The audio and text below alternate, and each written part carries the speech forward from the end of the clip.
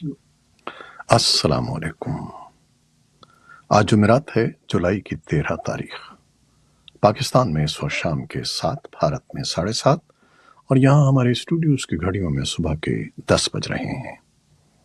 Voice of America Washington کی Urdu service سے میں ہوں خالد حمید، خبروں کے ایک بلیٹن کے ساتھ۔ پاکستان کو عالمی مالیاتی ادارے IMF سے اسٹینڈ بائی معاہدے کے تحت 1.2 ارب ڈالرز کی پہلی قسط موصول ہو گئی ہے۔ وزیر خزانہ اسحاق ڈار نے رقم موصول ہونے کی تصدیق کرتے ہوئے کہا ہے کہ رواں ہفتے ملکی زر مبادلہ کے ذخائر میں 4.2 ارب ڈالر کا اضافہ ہوا ہے۔ IMF سے قبل سعودی عرب اور متحدہ عرب امارات نے بھی پاکستان کو مجموعی طور پر 3 ارب ڈالر منتقل کیے ہیں۔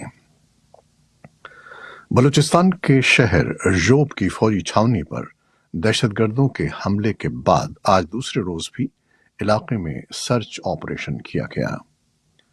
ڈپٹی کمشنر ژوب کی جانب سے جاری ایک اعلامیے میں کہا گیا ہے کہ امن و امان کی صورتحال کے پیش نظر ضلع ژوب میں 13 جولائی سے لے کر 15 جولائی تک تمام نجی اور سرکاری تعلیمی ادارے بند رہیں گے۔ تعلیمی اداروں کی بندش کا فیصلہ ژوب میں دہشت گردی کے واقعے کے تناظر میں کیا گیا ہے۔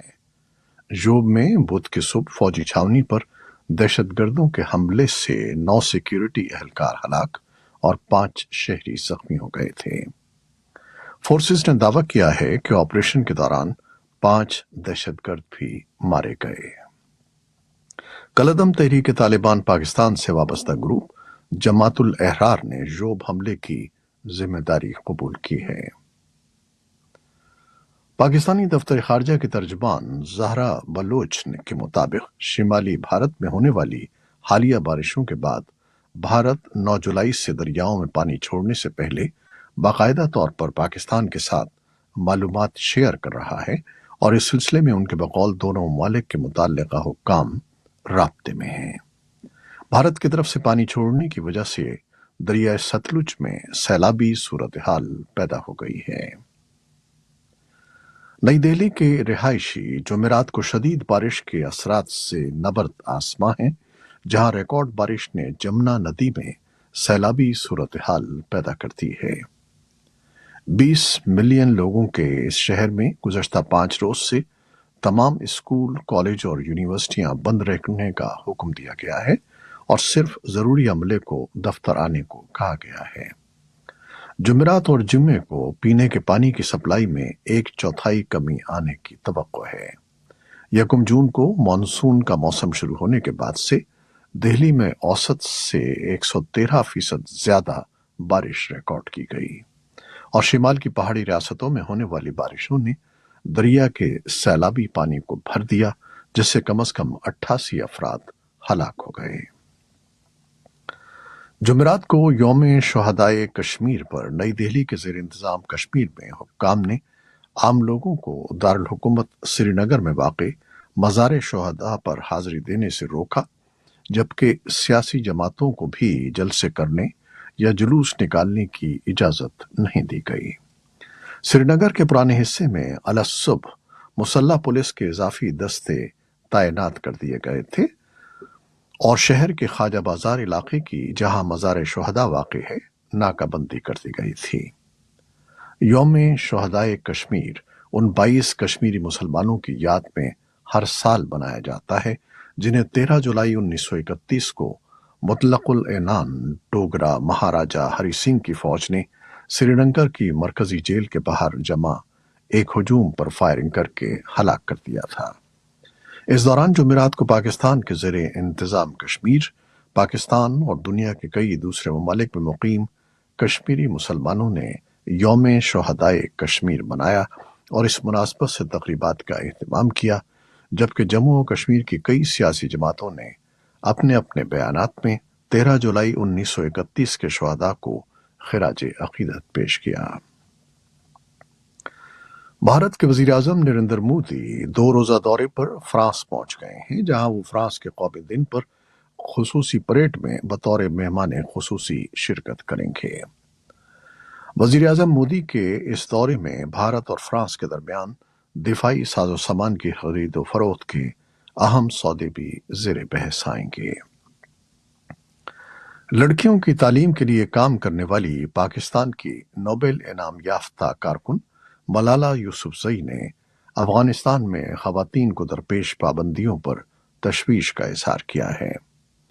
نائجیریا میں ملالہ ڈے کے موقع پر ہونے والی اقوام متحدہ کی تقریب میں انہوں نے کہا کہ 10 سال پہلے افغانستان میں لڑکیاں اسکول جا رہی تھیں، لیکن آج افغانستان دنیا کا واحد ملک ہے جہاں خواتین کو علم حاصل کرنے پر پابندی کا سامنا ہے۔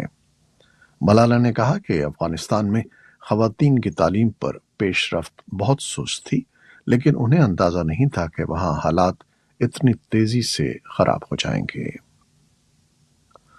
امریکہ کے صدر جو بائیڈن نے بدھ کے روز اس عزم کا اظہار کیا ہے کہ روسی جارحیت کے خلاف جو اس وقت دنیا کے مرکزی چیلنجز میں سے ایک ہے، یوکرین کے دفاع کے لیے مغربی اتحادیوں کی حمایت کبھی متزلزل نہیں ہوگی۔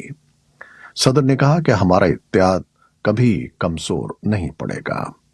بائیڈن نیٹو سربراہ اجلاس کے موقع پر لتھوینیا کے دارالحکومت ویلنیس میں خطاب کر رہے تھے۔ انہوں نے کہا کہ لتھوینیا عشروں ماسکو کے تسلط میں رہ کر آزادی کی طاقت کا اندازہ کر چکا ہے۔ صدر بائیڈن نے بدھ کو اپنے یوکرینی ہم منصب ولادیمیر زیلنسکی سے بھی ملاقات کی۔ اجلاس کے اختتام پر نیٹو کے رہنماؤں نے یوکرین کی دفاعی اتحاد میں شمولیت کی حمایت کا موقف دہرایا، لیکن اس سلسلے میں کوئی ٹائم لائن فراہم نہیں کیا۔ اس موقع پر ترقی یافتہ ممالک کے G7 گروپ نے مشترکہ اعلامیے میں یوکرین کو دفاعی اور معاشی مدد فراہم کرنے کے منصوبے کا بھی اعلان کیا۔ روس نے کہا ہے کہ اگر مغربی ممالک نے یوکرین کو F-16 لڑاکا طیارے فراہم کیے تو اسے ایٹمی خطرہ تصور کیا جائے گا۔ جمعرات کو اپنے بیان میں روسی وزیر خارجہ سرگئی لیوروف نے کہا کہ F-16 طیارے ایٹمی ہتھیار لے جانے کی صلاحیت رکھتے ہیں اور یوکرین کو ان کی فراہمی خطے کے امن کے لیے خطرہ ثابت ہوگی۔ یوکرین روس کے خلاف جنگ میں اپنے دفاع کے لیے مغربی اتحادیوں سے دور تک مار کرنے والے جدید ہتھیاروں کا مطالبہ کرتا رہا ہے۔ امریکی وزیر خارجہ اینٹنی بلنکن جمعرات کو انڈونیشیا میں ایسوسی ایشن آف جنوب مشرقی ایشیائی ممالک کے مذاکرات کے موقع پر چین کے اعلیٰ سفارتکار وانگ یی سے ملاقات کرنے والے ہیں۔ بائیڈن انتظامیہ کی طرف سے دونوں طاقتوں کے درمیان تعلقات کو بہتر بنانے کی کوششوں کے ایک حصے کے طور پر بلنکن اور وانگ نے گزشتہ ماہ بیجنگ میں ملاقات کی تھی۔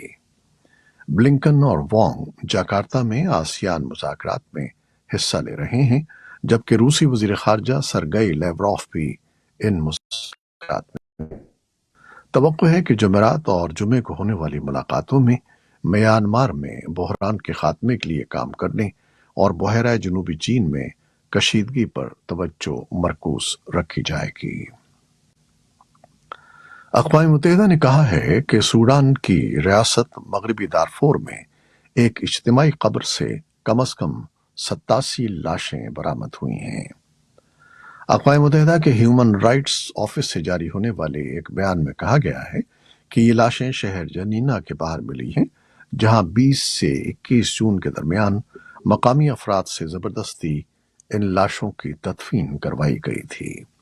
بیان کے مطابق اس بات کے قابل اعتبار شواہد ملے ہیں کہ واقعے میں سوڈان کی پیراملٹری فورس RSF ملوث ہے۔ اقوام متحدہ نے واقعے کی آزادانہ تحقیقات کا مطالبہ کیا ہے۔ عراقی سیکیورٹی فورسز نے بدھ کو شمالی شہر موصل میں اسلامک اسٹیٹ یا داعش سے شہر کی آزادی کی 6 برسی منائی۔ اس موقع پر فوج اور پولیس کی گاڑیوں کے بڑے قافلوں نے شہر میں پریڈ کی۔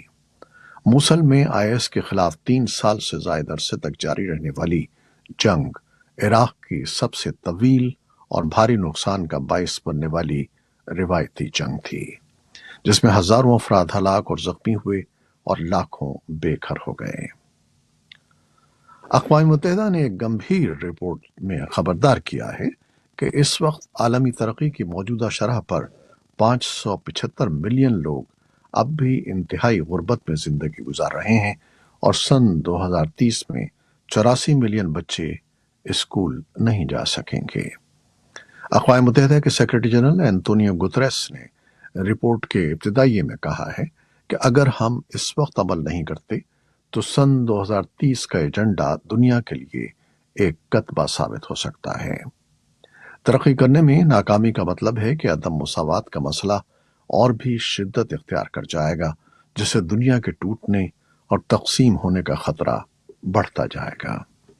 یہ تھیں وہ خبریں جو فیس بک لائیو پر ہم نے آپ کے لیے پیش کی۔ ہماری ویب سائٹ، یوٹیوب اور پوڈ کاسٹ پر یہ بلیٹن آپ کے لیے پوسٹ کر دیا جاتا ہے۔